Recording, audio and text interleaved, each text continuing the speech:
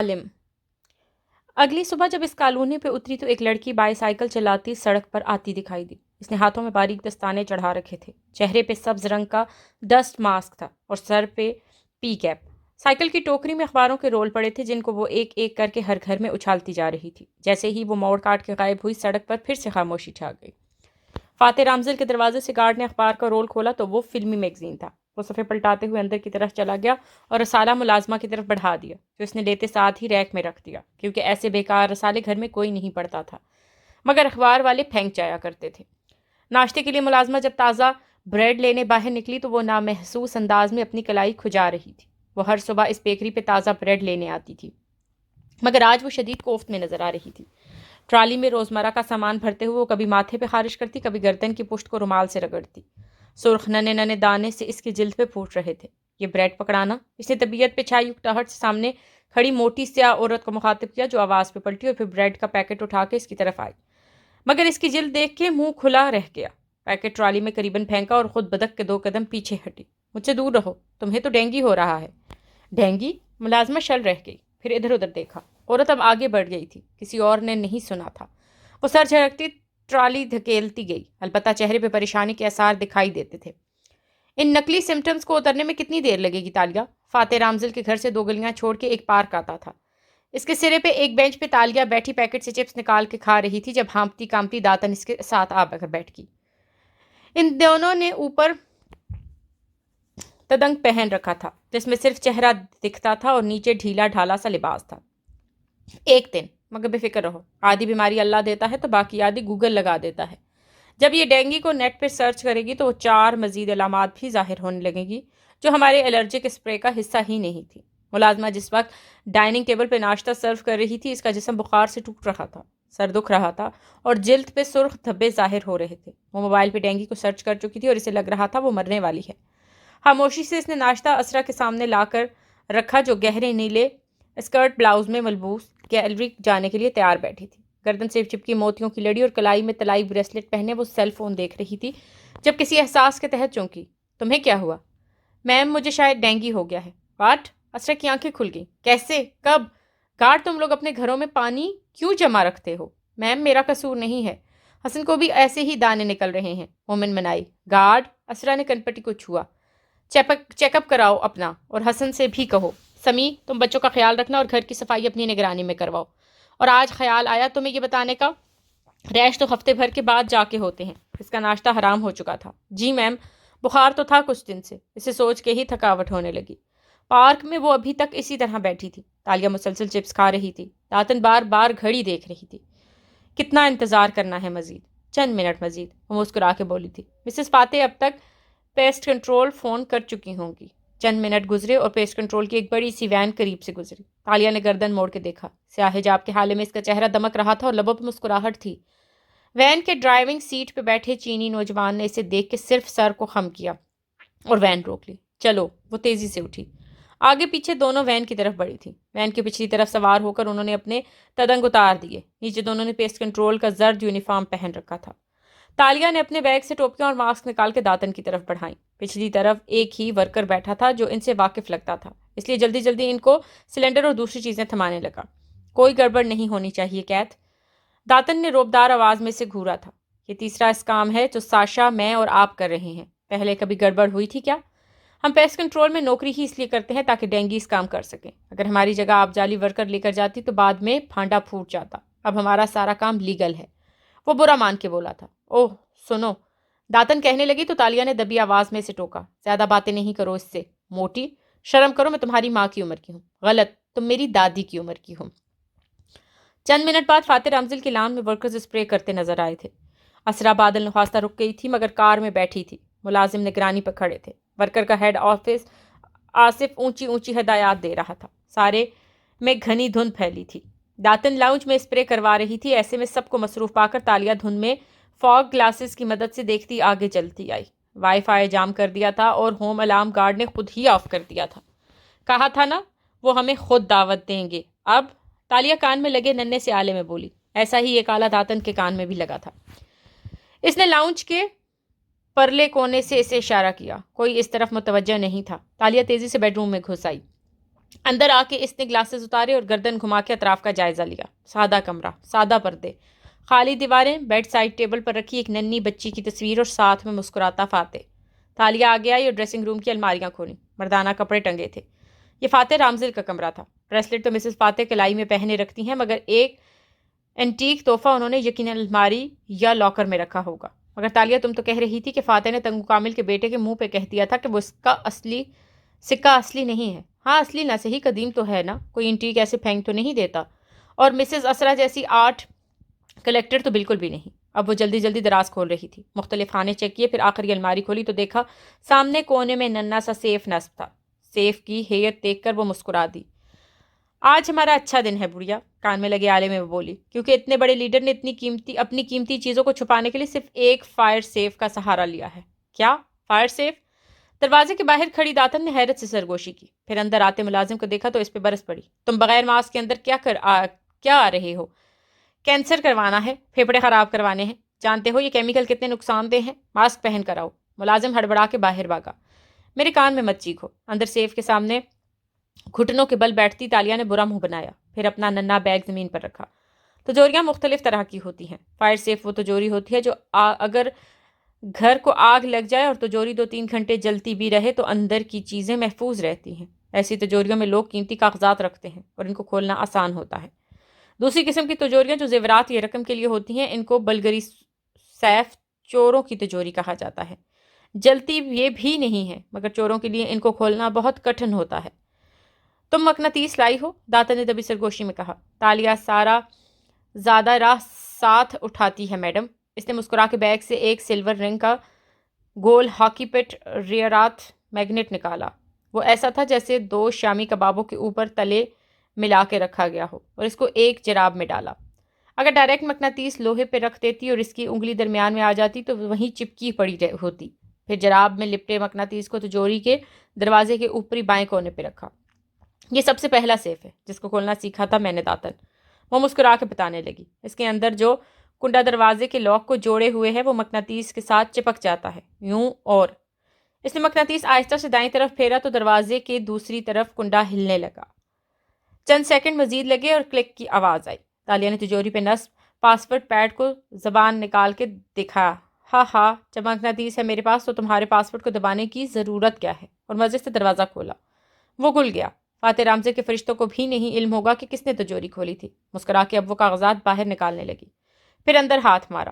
مسکراہٹ غائب ہوئی۔ وہاں کچھ رقم، پاسپورٹ، کاغذات وغیرہ کے سوا کچھ نہ تھا۔ تالیہ کا چہرہ اتر گیا۔ تجوری بند کر کے اٹھی اور کھلی الماری کو دیکھا، پھر بھویں سکیڑی۔ صرف مردانہ کپڑے، ٹائی، کوٹ۔ یہ صرف فاتح کا کمرہ ہے کیا؟ وہ چونکی، پھر جلدی سے سب کچھ ٹھیک کر کے باہر آئی۔ لاؤنج میں ورکرز اسی طرح کام کر رہے تھے۔ گہری دھند ہر سو پھیلی تھی۔ داتن کو اشارہ کرتی وہ دوسرے ماسٹر بیڈ روم میں چپکے سے داخل ہوئی۔ 2 ملازم سامنے ہی کھڑے تھے مگر دھند کے باعث اس کو نہیں دیکھ سکتے تھے۔ واہ، کیا عالی شان کمرہ تھا اسرا کا۔ اونچے مخملی پردے، قیمتی پینٹنگز اور آرٹ ورک، ڈریسنگ ٹیبل پہ سجی پرفیوم کی بوتلیں۔ ستائشی انداز میں ادھر ادھر دیکھتی وہ سنگار میز تک آئی اور دراز کھولے، پھر وارڈروب کھولا۔ کوئی سیف نہیں تھا۔ بیڈ سائڈ ٹیبل چیک کی مگر بے سود۔ ٹھہرو، وہاں ایک ریموٹ پڑا تھا۔ یہ بلائنڈز کے ریموٹ جیسا تھا، اے سی کا تو نہیں تھا۔ تالیہ نے ریموٹ ایک پینٹنگ کی طرف بلند کیا اور بٹن دبایا۔ پینٹنگ آہستہ سے دائیں طرف ہٹی اور دیوار میں خانہ نظر آنے لگا۔ اندر یقیناً سیف تھا۔ وہ مسکرائی اور آگے بڑھی مگر جیسے ہی وہ قریب آئی مسکراہٹ پھیکی پڑی۔ دل دھک سے رہ گیا۔ جلدی کرو تالیہ، داتن اس کے کان میں شور ڈالے ہوئی تھی۔ داتن، اس کو اپنی آواز گہری کھائی سے آتی سنائی دی۔ سیف مل گیا ہے مگر یہ TL30 سیف ہے، گروپ 2 کمبینیشن لاک۔ اس نے دروازے پہ لگے پہیے کو چھوا۔ اگر اس میں ڈرل سے سوراخ کرو تو دروازے کے اندر شیشے کی تہ ٹوٹ کر اس کو مزید مشکل طریقے سے لاک کر دے گی۔ مکے مارے تو اسپرنگ ری لاک ہو جائیں گے۔ آری سے کاٹوں تو 1 گھنٹے بعد دروازہ کٹے گا۔ فلموں میں تو لوگ 1 منٹ میں کھول لیتے ہیں تالیہ۔ شاید 2-4 ایسے ایکسپرٹ ہوں دنیا میں، لیکن اگر میں لاک کو گھما کر اندر پنس کی آواز سنتے ہوئے اس کا پاسورڈ کمبینیشن معلوم کرنے کی کوشش کروں تو اس میں 75 منٹ لگیں گے، 1.25 گھنٹہ۔ اتنا وقت نہیں ہے ہمارے پاس۔ تو پھر؟ تالیہ نے رک کر حسرت بھری نگاہ سے سیف کو دیکھا اور چند قدم پیچھے ہٹی۔ پھر بھاگو داتن، میں تم سے گاڑی میں ملتی ہوں۔ داتن تیزی سے باہر نکلی، چہرہ جھکائے دھند میں چلتی وہ گھر سے باہر آئی اور سڑک پارک تک آئی۔ ان کی کار وہیں کھڑی تھی۔ داتن نے بیٹھتے ہی اپنا ماسک اتارا اور ادھر ادھر دیکھا۔ تالیہ ابھی تک نہیں آئی تھی۔ وہ کچھ دیر انتظار کرتی رہی۔ تالیہ کدھر ہو؟ اسے فکر ہوئی۔ تالیہ کی پھنسی پھنسی سی آواز سنائی دی، داتن وہ ملازم آ گیا تو میں الماری میں چھپ گئی، وہ مجھے الماری میں لاک کر گیا ہے۔ داتن کے پیروں تلے سے زمین نکلنے لگی۔ تالیہ تالیہ یہ کیسے ہوا؟ داتن مجھے نکالو، میرا دھم گھٹ رہا ہے۔ اوہ میں کیا کروں؟ تم پریشان نہ ہو، میں کچھ کرتی ہوں۔ داتن کو ٹھنڈے پسینے آنے لگے تھے۔ داتن مجھے نکالو، مجھے سانس نہیں آ رہا۔ او خدایا پلیز مجھے بچا لیں، میرا دمہ خراب ہو رہا ہے۔ تالیہ میری بچی تم۔ داتن کی آنکھوں میں آنسو آ گئے، وہ جلدی سے ماسک پہننے لگی، پھر رکی۔ تمہیں کب سے دمہ ہوا؟ 2 منٹ پہلے سے۔ وہ اس کے کان کا اتنے قریب چیخی کہ داتن اچھل پڑی۔ تالیہ ہنستی ہوئی دروازہ کھول کے اندر بیٹھ رہی تھی۔ داتن کا منہ کھلا کا کھلا رہ گیا تھا، اعصاب شل تھے۔ چند لمحے گزرے اور اس کی رنگت سرخ پڑنے لگی۔ تم؟ غصے کے مارے وہ بول نہیں پا رہی تھی۔ ہاں ہاں ہاں ہاں ہاں، وہ ہنستی جا رہی تھی۔ میں الماری میں پھنس سکتی ہوں کیا؟ تم تو رونے والی ہو گئی تھی۔ اف تم کتنی کیوٹ ہو داتن پدوکا۔ اس نے موٹی عورت کے سیاہ پھولے گال کی چٹکی کاٹی۔ داتن نے غصے سے آنکھیں رگڑی اور بے بسی سے اسے دیکھا۔ تم چھوٹی ہرنی، تم نے مجھے کتنا ڈرا دیا، اندازہ ہے تمہیں؟ کسی دن سچ میں پھنسوں گی اور میں نہیں آؤں گی۔ کنچیل، کہانیوں والا چھوٹا ہرن۔ اچھا نا، ڈانٹو تو نہیں، وہ ٹوپی اتارتے ہوئے کہہ رہی تھی۔ داتن نے کہہ کر کار سٹارٹ کی۔ اب کیا ہوگا؟ پلان اے کے بعد پلان سی بھی بیکار ہو گیا۔ بے فکر رہو، پلان ڈی ہے نا۔ پھر اس نے جیب سے ایک سرخ اور گلابی کارڈ لہرا کے دکھایا۔ مجھے دیر اس لیے ہوئی کیونکہ میں مسز اسرا کی نیلامی میں اپنا زبردستی والا انویٹیشن کارڈ اٹھانے رک گئی تھی۔ یہی ہے ہمارا پلان ڈی۔ اور پلان بی کا کیا؟ داتن کو سخت چڑ ہوئی۔ تالیہ کے پلانس ہے، تالیہ کی مرضی۔ اس نے بے نیازی سے شانے اچکائے۔ اور اگر ملازمہ نے چیک اپ کے بعد بتایا کہ اس کو ڈینگی نہیں ہوا تو اسرا کو شک نہیں ہوگا؟ داتن ابھی تک غصے سے اس کی غلطی نکالنا چاہ رہی تھی۔ ابھی دنیا میں ملازموں کی وہ قسم پیدا نہیں ہوئی داتن جو مالک کو کہے کہ وہ بیمار نہیں ہے۔ تمہیں کیا لگتا ہے وہ سب سچ سچ بتا کے چھٹی اور مالی امداد لینے کا اتنا اچھا موقع گوا دے گی؟ داتن کا غصہ ہوا ہونے لگا۔ ڈرائیو کرتے ہوئے اس نے ایک گہری سانس لے کر تالیہ کو دیکھا۔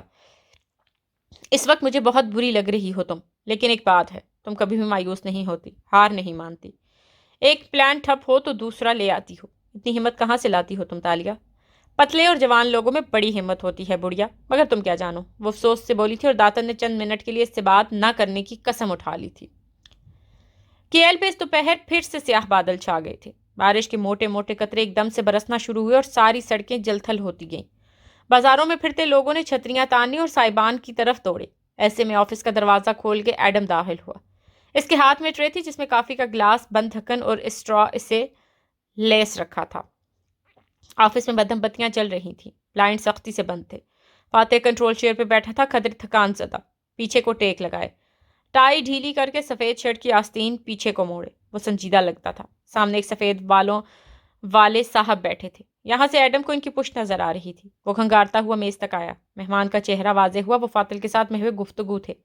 عبداللطیف، ٹی وی پہ اس نے ان کو دیکھ رکھا تھا، نامور سیاستدان اور کاروباری شخصیت۔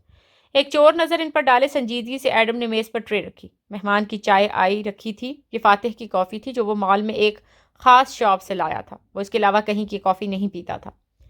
اس کو فکس کرو۔ وہ کافی رکھ کے مڑنے ہی والا تھا کہ فاتح نے انگلی سے اشارہ کیا۔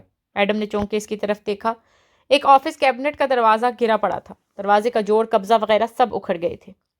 Right sir. وہ آگے بڑھا، پھر رکا، ادھر ادھر دیکھا، پھر فاتح کی طرف گھوما۔ میخ اور ہتھوڑا ہوگا ادھر سر؟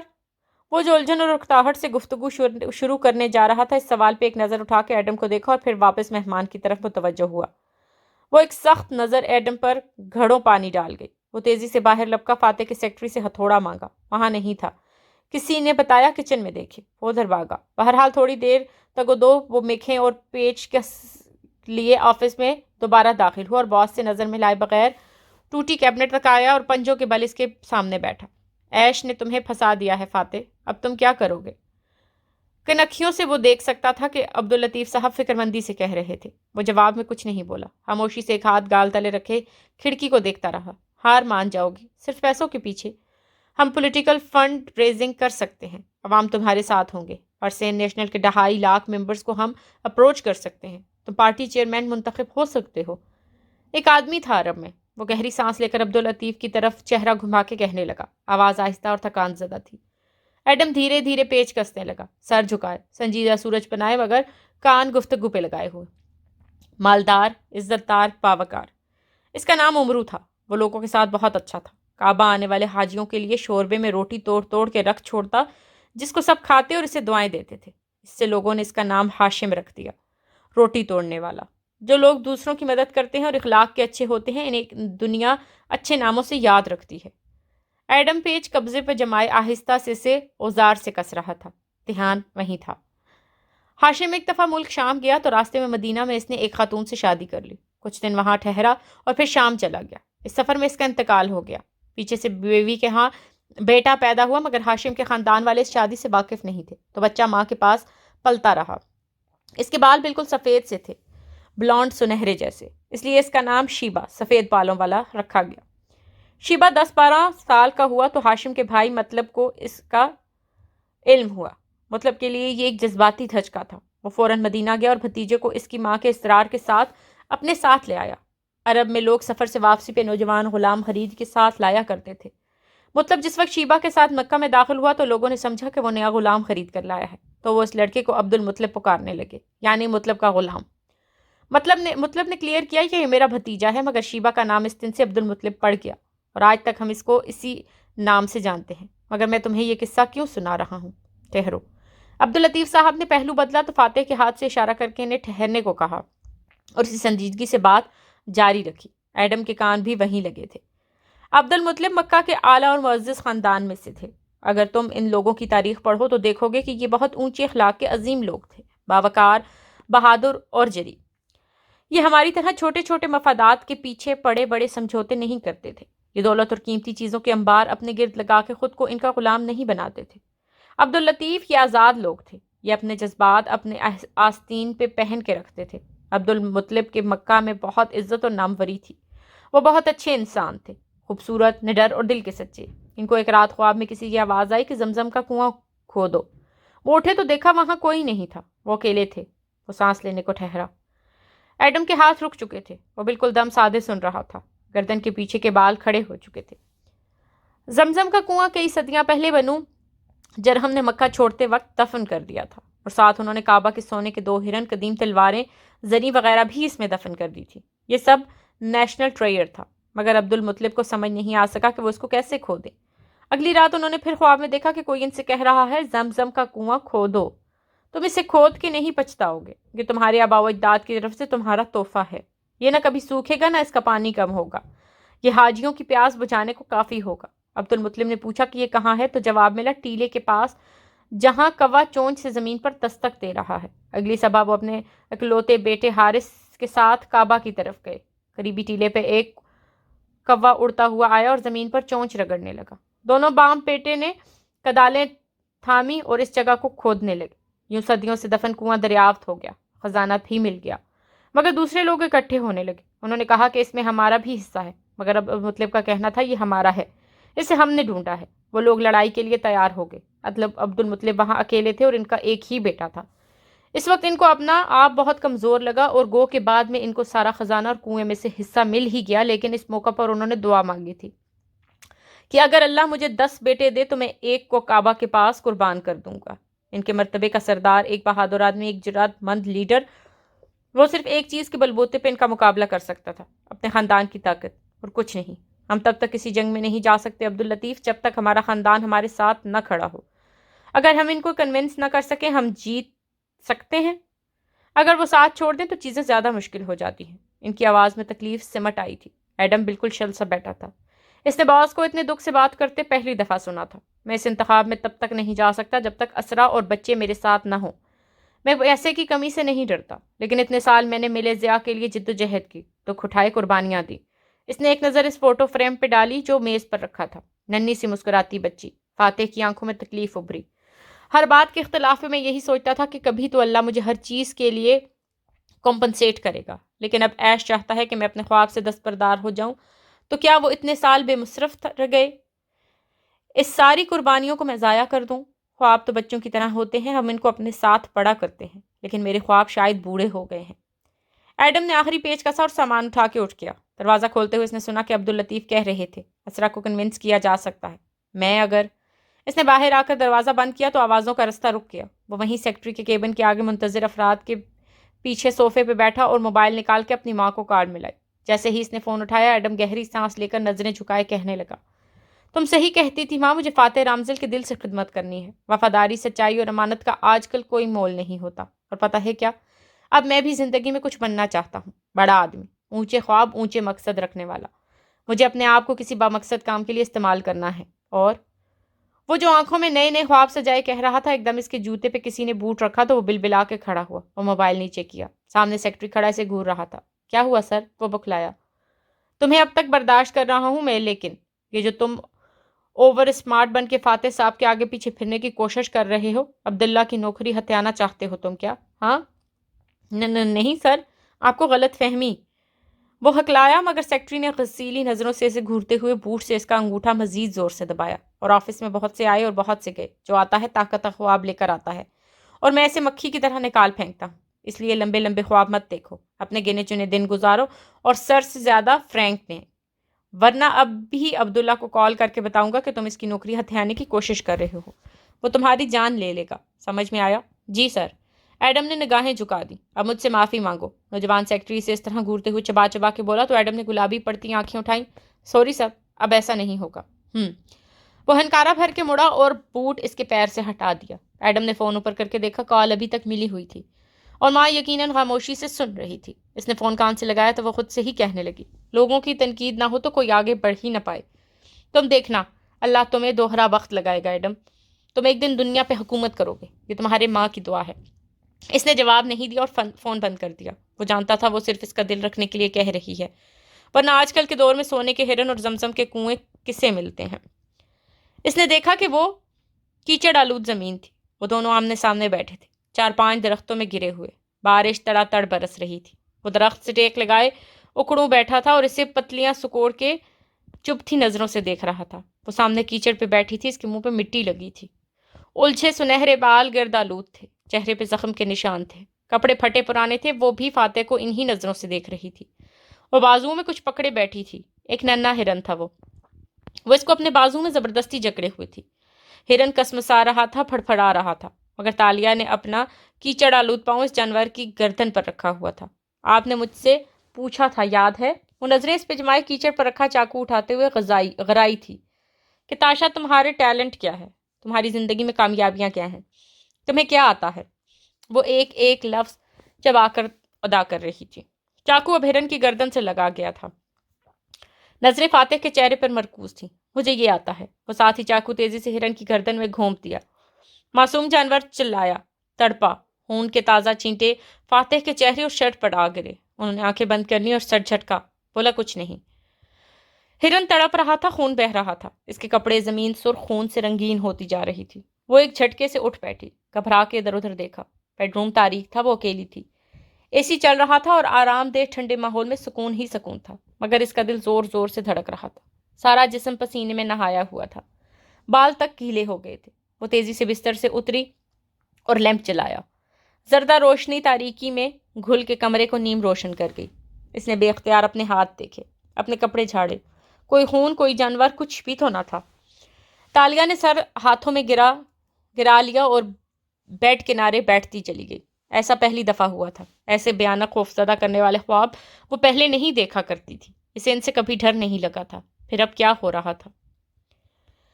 آرٹ گیلری شام اپنی مرمری راہداریوں کے ساتھ چمکتی ہوئی دکھائی دیتی تھی۔ دور دور تک دیواروں پہ آویزہ پینٹنگز، شیشے کے چوکھٹوں میں نمائش کے لیے لگائے گئے نوادرات۔ بڑے ہال نما کمرے کی چھت 2 منزلیں اوپر تھیں۔ کسی شاپنگ مال کی طرح فرش پہ کھڑے ہو کر گردن اٹھاؤ تو اوپری 2 منزلوں کی چوکور بالکونیاں اور ان میں ٹہلتے لوگ صاف دکھائی دیتے تھے۔ سیاح اور آرٹ کے قدردان رک رک کر نمائشی شہپارے دیکھ رہے تھے۔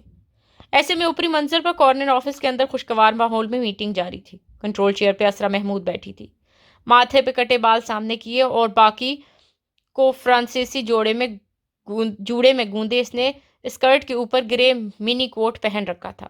بڑے بھوری آنکھوں میں مسکراہٹ لیے وہ ہاتھ باہم ملائے آگے کو ہو کر بیٹھی کہہ رہی تھی، میں آپ کی صنعت کی جتنی قدر کروں کم ہے۔ ہم اس پینٹنگ کو نیلامی میں رکھیں گے اور اس سے حاصل ہونے والی رقم کا 1/4 حصہ خیراتی اداروں کو بھیجا جائے گا۔ اللہ آپ سے قبول کرے۔ سامنے حبشی صورت سوٹ میں ملبوس لمبا تڑنگا آدمی بیٹھا تھا جس کی فرینچ داڑھی تھی، اور اس کے آگے پیچھے 3-4 افراد بیٹھے تھے۔ ان میں سے ایک اشر بھی تھا۔ وہ بس مسکرا کے ساری کارروائی دیکھ رہا تھا۔ اسرا کی سیکرٹری اسرا کے پیچھے مستعدی کھڑی تھی اور میز پر ایک بڑا سا لکڑی کا ڈبہ رکھا تھا جس کے اندر فریم میں یقیناً ایک پینٹنگ تھی۔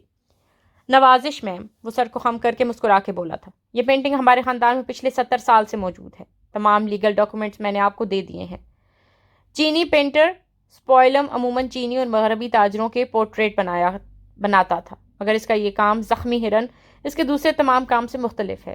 پیچھے کھڑے گارڈ نے جھک کر ڈبے کا ڈھکن ہٹایا تو اسرا کرسی سے اٹھ کھڑی ہوئی۔ تمام بیٹھے ہوئے افراد بھی اٹھ گئے۔ پینٹنگ ایک درخت کی تھی جس کے تنے کے ساتھ ایک ہرن گرا ہوا تھا۔ اس کے گردن سے خون بہہ رہا تھا اور اس کی آنکھیں آسمان پر جمی تھیں۔ ان آنکھوں کی یاسیت، ان کا کرب۔ اسرا نے ستائش سے گہری سانس لی اور ہولے سے پینٹنگ کے شیشے کو چھوا۔ سمپائم کی سب سے مزیدار بات یہ ہے کہ وہ ریورس گلاس پینٹنگ کرنا جانتا تھا۔ اس زمانے میں 18ویں صدی میں صرف مغربی پینٹر اس میں مہارت رکھتے تھے۔ شیشے پہ الٹی تصویر بنانا اور پھر اس کو سیدھا کرنا۔ سبحان اللہ، وہ تحسین سے کہہ رہی تھی۔ پھر اس نے سر اٹھایا اور مسکرا کے مہمانوں کو دیکھا۔ میں فاتح کے لیے معذرت ہوا ہوں، وہ یقیناً ٹریفک میں پھنس گیا ہوگا ورنہ وہ پہنچ جاتا۔ اس نے وعدہ کیا تھا۔ پھر وہ ذرا ٹھہری۔ اگر آپ تھوڑی دیر ٹھہر جائیں تو؟ میری شدید خواہش تھی مگر کچھ کام ایسے آن پڑے کہ مجھے جانا پڑ رہا ہے۔ مگر آپ یہ نہ سمجھیے گا کہ یہ تحفہ کسی مطلب کے لیے ہے، وہ خفیف سا ہو کے بولا تو وہ مسکرا دی۔ بالکل بھی نہیں۔ اشر کی مسکراہٹ گہری ہوئی۔ چند منٹ بعد جب تمام مہمان جا چکے تو اسرا واپس کرسی پہ بیٹھی اور بے نیازی سے سیکرٹری کو اشارہ کیا، ایکسپرٹ کو بلاؤ، وہ آئیں تو میں ان کام سے فارغ ہو جاؤں۔ جینمن ہے تو ہم اس کو رکھیں ورنہ پھینک دیں۔ احسان صاحب اور رزاق صاحب باہر انتظار کر رہے ہیں۔ اور عبدالحلیم صاحب، ان کو نہیں بلایا؟ نہیں، عبدالحلیم صاحب ملک سے باہر ہیں، صرف یہی دستیاب تھے۔ ٹھیک ہے، ان کو بلاؤ۔ اس نے نخوت سے ہاتھ کا اشارہ کیا اور فون کو دیکھنے لگی۔ سیکرٹری جھٹ سے باہر نکل گئی۔ فاتح کبھی میرا مان نہیں رکھ سکتا، وہ بے بسی بھرے غصے سے اشر سے بولی تو وہ نرمی سے اسے تسلی دینے لگا۔ کاکا، اچھا ہوا کہ آبنگ نہیں آیا ورنہ شاید ان کی شان میں صاف کوئی سے کچھ ایسا کہہ دیتا کہ الٹا ہمیں ان کو 2-4 انڈیکس دے کر بات ختم کرنی پڑتی۔ اس کے انداز پہ وہ بے ساختہ ہستی۔ چند میل دور حالم کے بنگلے پہ وہ صبح تازہ پھولوں کے خوشبو میں رچی بسی جلوہ گر ہوئی اور لاؤنج میں داتن نے مہکتے گلاب لا کر رکھے تھے جنہوں نے سارے گھر کو مہکا دیا تھا۔ وہ اوپن کچن میں کھڑی کھانا بنا رہی تھی۔ تالیہ لاؤنج کے بڑے صوفے پہ بیٹھی بال باندھے پیر اوپر کی ریموٹ سے چینل بدلے جا رہی تھی۔ تم ڈسٹرب ہو؟ اس نے اداسی سے ہنکارا بھرا۔ یاسیت بھری نظروں اسکرین پر جمی تھی، چہرہ زرد لگتا تھا۔ میں نے خواب میں دیکھا وہ میرے سامنے بیٹھا ہے اور میں نے اس کے دیکھتے ہی دیکھتے ایک ہرن کو ذبح کر ڈالا۔ داتن کے ہاتھ سے ڈوئی چھوٹ گئی۔ ہڑبڑا کے وہ پلٹی اور بے یقینی سے اسے دیکھا۔ ہرن کو ذبح؟ پھر اس نے جھرجھری لی۔ شروع میں جب میں مرغیاں پالتی تھی تو تم ایک آدھ کو ذبح کر لیتی تھی، مگر ہرن؟ مجھے یہ سب چیزیں آتی ہیں داتن، خنجر کا استعمال، گن کا استعمال، ہاتھوں کا استعمال، مگر میں اس طرح کسی معصوم جانور کو نہیں مار سکتی۔ اس نے سر جھٹکا پھر چونکی۔ اور وہ مجھے تاشا کہہ رہا تھا۔ ساشا؟ داتن کو لگا اسے سننے میں غلط فہمی ہوئی ہے۔ وہ ساشا کے نام سے ایک آئی ڈی ہے نہ تمہارے پاس؟ نہیں داتن، اس نے مجھے تاشا کہا، بلکہ میں نے اسے خود بتایا کہ اس نے مجھے یہ کہہ کر کچھ پوچھا تھا۔ خیر، اس سے سر جھٹکا۔ میں نے اسے ہرن ذبح کر کے بتایا کہ یہ میرا ٹیلنٹ ہے، مگر یہ کیا بات ہوئی؟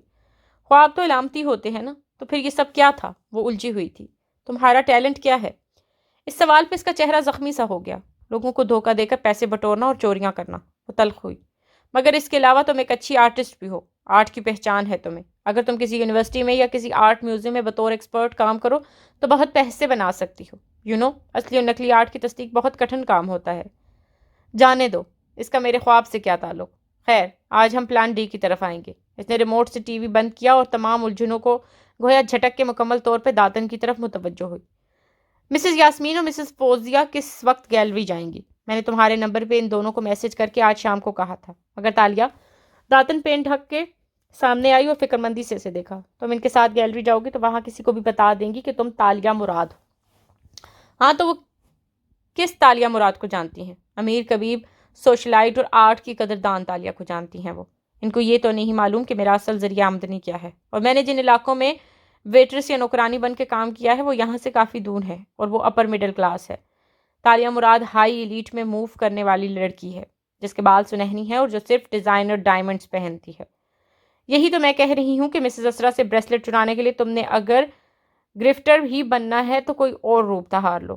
تھیف وہ چور ہوتا ہے جو خاموشی سے مال چرا کے جاتا ہے، اور گرفٹر وہ ٹھگ ہوتا ہے جو کوئی کردار اپنا کے بھیس بدل کے کسی کے پاس جاتا ہے اور اپنی چرب زبانی سے ان سے مطلوبہ مال لوٹتا ہے، جیسے بزنس انویسٹمنٹ کا جھانسا دینا وغیرہ۔